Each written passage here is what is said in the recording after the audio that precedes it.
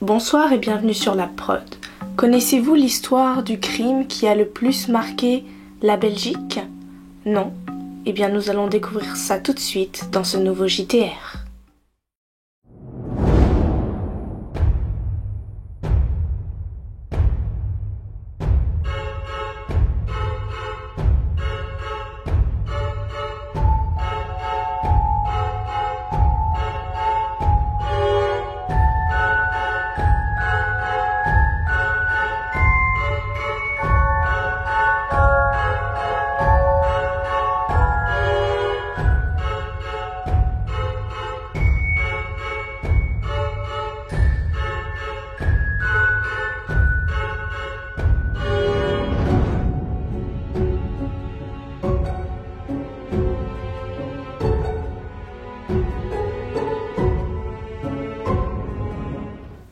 Il y a plus de 30 ans maintenant, les tueurs fous du Brabant ont traumatisé une génération entière. À ce jour, ce crime n'est toujours pas résolu. Et pourtant, il fait partie de ceux qui ont le plus marqué l'histoire.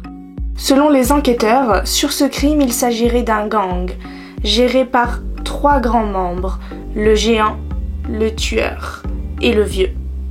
Il s'agit de braquage, mais pas de simple braquage. En effet, le gang va jusqu'à éliminer absolument toutes les personnes présentes pendant ce braquage. C'est-à-dire que beaucoup de victimes seront tuées alors qu'il n'y a aucune relation directe entre eux et les braqueurs, et cela sera d'une violence rare. Colroy de Nivelles, samedi 17 septembre 1983, 1h du matin. Des hommes armés découpent la porte du magasin à l'aide d'un chalumeau. Une voiture arrive à faire le plein, sans hésiter, les criminels abattent le conducteur et sa compagne. Suite au déclenchement de l'alarme, des policiers arrivent sur place, sans hésiter, les criminels leur tirent dessus. Un des 2 policiers perdra la vie.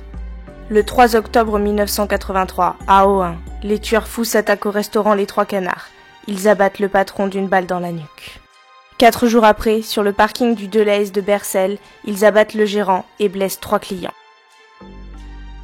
On apprend que tout cela a commencé 1 an plus tôt, à l'épicerie de Maubeuge. Ils ont volé du champagne, de l'alcool et ont blessé 2 policiers qui les avaient surpris sur leurs méfaits. 30 septembre 1983, récidive des braqueurs au Havre. Leur objectif, l'armurerie de Caèze. Je vous laisse tout de suite le témoignage d'un des survivants. Je l'ai vu arriver directement qu'il ne bouge plus, suivi d'une autre personne qui venait de l'autre côté de la rue, qui elle a sorti un fusil de chasse de sa gabardine et m'a frappé directement à la figure. Nous avons été jetés à terre. Vous étiez où à terre? Ici. J'étais couché ici et il y a un des agresseurs qui s'est agenouillé sur mon dos avec le fusil de chasse dans ma nuque en disant « maintenant tu vas crever ». J'ai senti ma tête exploser, le sang couler de partout. J'ai dit « bon, c'est fini, il m'a tué ». Et bon, j'ai entendu vaguement des coups de feu. Je croyais qu'on tirait sur les autres, mais très très loin. C'était un policier qui est arrivé et les agresseurs ont directement tiré sur le policier de l'entrée du magasin. Il est mort? Oui, il a été tué.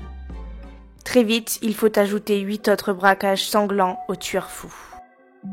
3 mois plus tard, cambriolage à l'auberge de Bercel, le gardien est sauvagement tué. Un peu après, à Mons, assassinat d'un chauffeur de taxi. 11 février 1983, braquage au Delhaize de Genneval. Les braqueurs tueront 28 personnes et en blesseront 22 autres.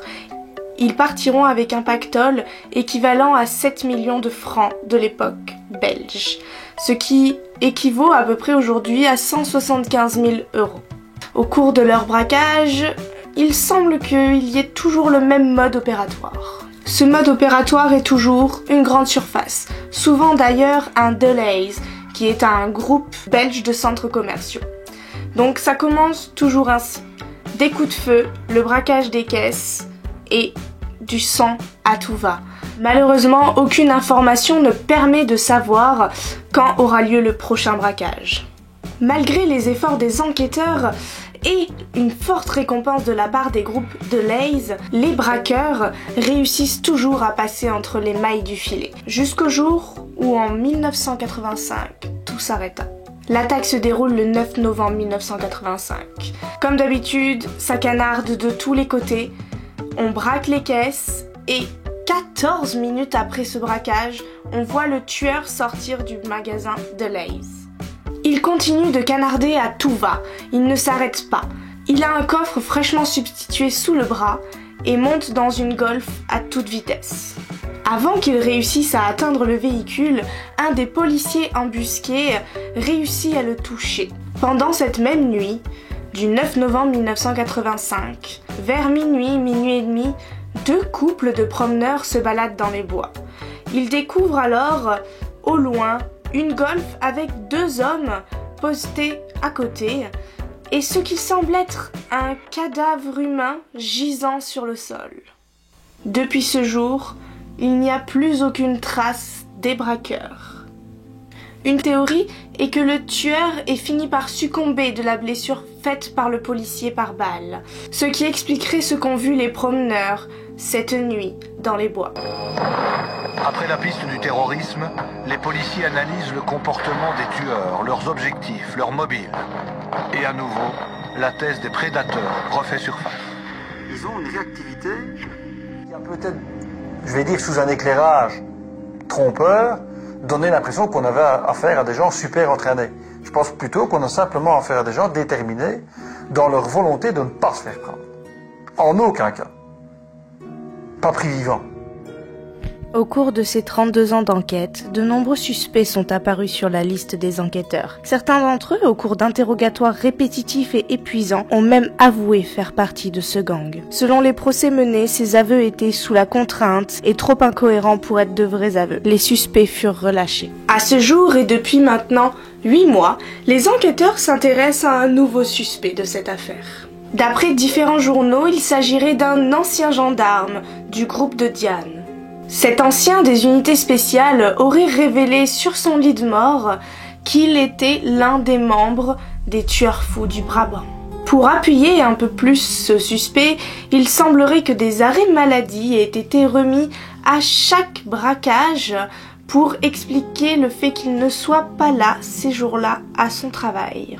Il se serait aussi apparemment blessé quelques jours avant l'attaque du 9 novembre 1985 à Alos, ce qui appuierait fortement les témoignages de certaines personnes victimes de cette fusillade, expliquant qu'ils avaient vu le géant boiter. La famille du suspect confirme qu'il faisait bien partie de ce gang. Il s'agissait d'un gendarme fou d'armes qui faisait effectivement partie du groupe de Diane et qui passait la plupart de son temps au stand de tir pratique. Il paraît même qu'il était plutôt fier de faire partie de ce groupe. Aujourd'hui, l'enquête est toujours en cours. Il reste seulement 8 ans aux enquêteurs qui travaillent à temps plein sur cette enquête pour prouver qu'il s'agit bien d'un des suspects. Et donc, pour essayer de résoudre cette enquête qui a maintenant plus de 32 ans avant que les faits ne soient prescrits. J'espère que cette histoire vous a plu. Elle était un peu courte, mais je trouvais intéressant de montrer ce cas un peu particulier, comme quoi il peut y avoir des braquages commis avec beaucoup de sauvagerie et très sanglants qui ne sont jamais résolus. Du moins, à ce jour, ce n'est pas résolu et que les enquêteurs qui travaillent à temps plein ont encore 8 ans pour essayer de prouver quelles sont les personnes qui ont commis cet acte, et c'est une histoire qui a marqué toute la Belgique, car toute une génération a été touchée par ce crime, pour le plus grand effroi de beaucoup de monde. Sur ce, je vous souhaite une bonne soirée et vous dis à très vite.